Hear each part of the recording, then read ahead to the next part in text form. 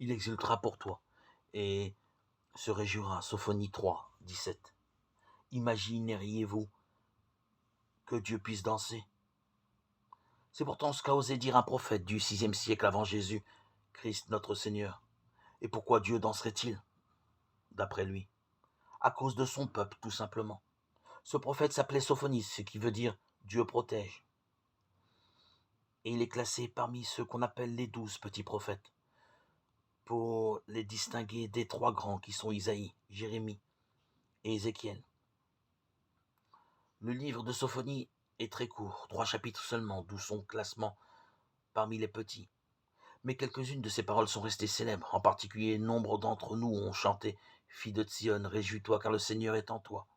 La fille de Sion, c'est Jérusalem à qui le prophète promet des jours de bonheur, après la tristesse de la destruction et la déportation de ses habitants, après la terrible défaite devant les armées de Nabuchodonosor en 587 avant la naissance de notre Seigneur Jésus, sa venue sur terre. Et la danse de Dieu se situe dans ce cadre-là. Le Seigneur te renouvellera par son amour. Il exultera pour toi, se réjouira, comme au jour de fête. Sophonie 3, 17, 18.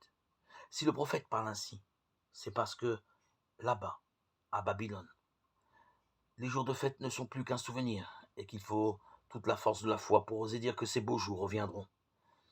Une fois de plus, c'est au cœur même de la détresse que le prophète sait proférer des paroles d'espérance.